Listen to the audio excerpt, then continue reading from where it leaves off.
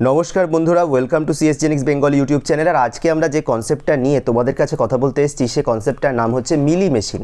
মিলি machine actually কি? Theory of computation বা popularly যেটাকে আমরা অটোমাটা থিওরি বলে জানি, এই সাবজেক্টের এটা একটা পার্ট।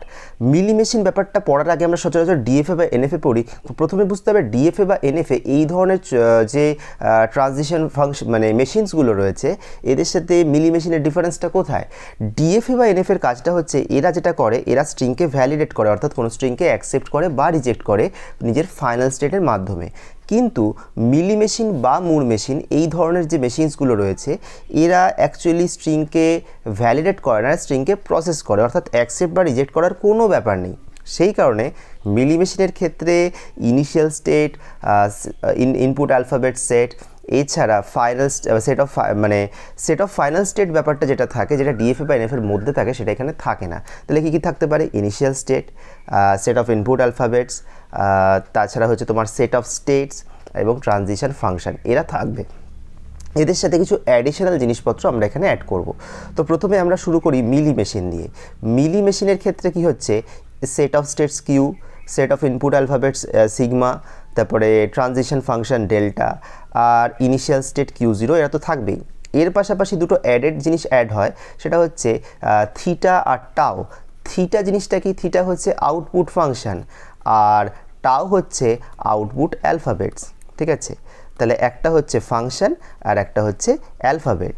তো এই কনসেপ্টটাকে আমরা কি করে ব্যবহার করতে পারি, একটা ছোট্ট এক্সাম্পল নিই, তার মাধ্যমে বুঝি। কেউ যদি বলে আমাকে যে draw a Mealy machine, draw a Mealy machine to one's complement, একটা মিলি মেশিন বানাও যেটা দিয়ে ওয়ান্স কমপ্লিমেন্ট করতে পারবো।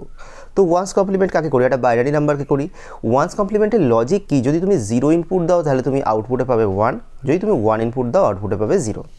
এখন মিলি মেশিনের যে আউটপুট ফাংশনটা আছে, এটা একটা স্পেশালিটি হচ্ছে যে ইনপুট স্টেটের মানে কোনো একটা স্টেটের উপর, প্রেজেন্ট স্টেটের উপর কোনো একটা ইনপুট অ্যালফাবেট যদি তুমি প্রোভাইড করো, তাহলে এই আউটপুট অ্যালফাবেটটা প্রডিউস করবে। ঠিক আছে, তার মানে Q cross sigma is mapped into tau. তো এটা কি করে জিনিসটা হবে বুঝবো। আমি একটা স্টেটে আছি, মনে করা যাক সেই স্টেটটার নাম এ, আমার ইনিশিয়াল স্টেট। আমি যদি ওয়ান্স কমপ্লিমেন্ট বানাই, তার মানে কি? 0 দিলে আউটপুট 1, 1 দিলে আউটপুট 0। তাহলে আমি যদি এই স্টেটে আমি 0 ইনপুট দিই তাহলে আমার আউটপুটটা হবে 1, আমি যদি 1 ইনপুট দিই তাহলে আমার আউটপুটটা হবে 0। সিম্পল কথা এটা বলতে পারি যে কোনো স্টেটের উপর ইনপুট সিম্বলটা বা ইনপুট অ্যালফাবেটটা প্রোভাইড করলে তখন সে রিয়্যাক্ট করছে এবং তখন সে আউটপুট অ্যালফাবেটটা প্রোভাইড করছে। এটা হচ্ছে মিলি মেশিনের কনসেপ্ট। একটা ছোট্ট এক্সাম্পল, তার মাধ্যমে আমরা এটা বুঝিয়ে দিলাম। এবার আমরা পুরো একটা একটা করে প্রত্যেকটা টাপলকে আইডেন্টিফাই করি। দেখো এই ছবিতে একটাই স্টেট আছে, তাহলে আমরা এখানে কিউ এর মধ্যেই লিখতে পারি। যে স্টেটটা আছে সেই আমার ইনিশিয়াল স্টেট, তাহলে কিউ জিরো মানেও এ। ডেল্টা মানে কি? ডেল্টা প্র্যাকটিক্যালি ট্রানজিশন ফাংশনটা, তো ট্রানজিশন দিয়ে যে টেবিলটা আঁকতে পারি সেই টেবিলটাই কিন্তু ডেল্টা। যদি আমার যদি কারেন্ট স্টেটটাকে এ ধরি, তাতে যদি আমি ইনপুট 0 দিই তাহলে আমি কোন স্টেটে যাচ্ছি? এতে যাচ্ছি। আমার আউটপুট কি হচ্ছে? আউটপুট হচ্ছে 1। আবার আমি যদি ইনপুট 1 দিই তাহলে আমি কোন স্টেটে যাচ্ছি? তাহলেও আমি এতে যাচ্ছি এবং আমার আউটপুট সেক্ষেত্রে কি হচ্ছে? 0।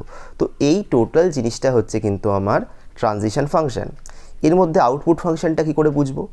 আমি এ স্টেটে 0 ইনপুট দিলে আমার আউটপুট প্রোভাইড করছি, আউটপুট কত পাচ্ছি? আউটপুট পাচ্ছি 1। এ স্টেটে আমি যদি 1 দিই তাহলে আমি আউটপুট কত পাচ্ছি? 0। এবার এখানে টাও জিনিসটা কি? টাও জিনিসটা হচ্ছে আমার আউটপুট অ্যালফাবেটস, তারা কারা কারা? তারা হচ্ছে 0 1। সিগমা কি? ইনপুট অ্যালফাবেটস, তারা কারা? তারাও কিন্তু এখানে 0 1। তো নট নেসেসারি সব প্রবলেমের জন্য ইনপুট অ্যালফাবেট বা আউটপুট অ্যালফাবেট সেম হবে, আলাদাও হতে পারে based on the problem. But এই এক্সাম্পলটা যেহেতু আমরা আমাদের প্র্যাকটিক্যালি অনেকবার দেখেছি, তার জন্য আমি এই এক্সাম্পলটা নিলাম। এটা হচ্ছে মিলি মেশিনের পুরো কনসেপ্ট একদম ক্রাঞ্চ ডাউন করে বলা হলো। যদি ভিডিওটা ভালো লেগে থাকে তাহলে অবশ্যই আমাদের চ্যানেলটাকে সাবস্ক্রাইব করো, আমাদের কমেন্ট সেকশনে কমেন্ট করো এবং ভিডিওটা প্লিজ লাইক করো। সকলকে অনেক ধন্যবাদ যারা ভিডিওটা দেখলে। খুব তাড়াতাড়ি আবারও নতুন কন্টেন্ট নিয়ে তোমাদের সাথে দেখা হবে।